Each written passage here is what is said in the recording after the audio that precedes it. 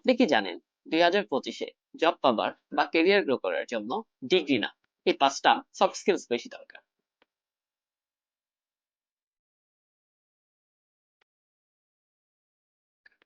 According to LinkedIn, hard skills get you hired, but soft skills get you promoted. First one, communication mastery. According to World Economic Forum, effective communication হবে number 1 skill. আপনাকে শুধুমাত্র communicate করতে পারলেই হবে না, proper ওয়েতে message delivery করতে হবে। সত্যা নাদেলা বলেছিলেন, the ability to listen and communicate will define future leaders. Number 2, emotional intelligence.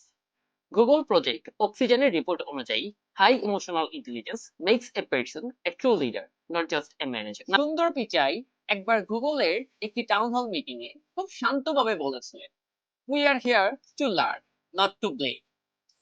ইআই মানে চোখে জল আসা না, দরকার হলে সহকর্মীর ব্রেকআপ স্টোরি শোনা, even during tough deadline. Number 3, adaptability and growth mindset.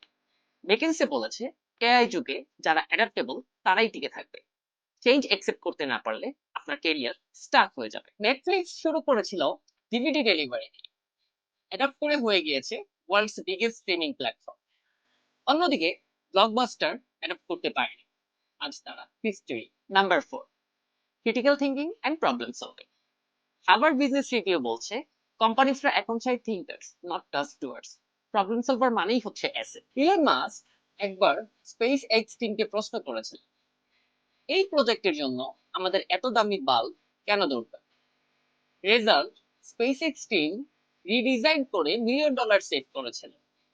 একবার ভাবুন তো, যদি সে প্রশ্ন না করতো। Number 5, collaboration and team work.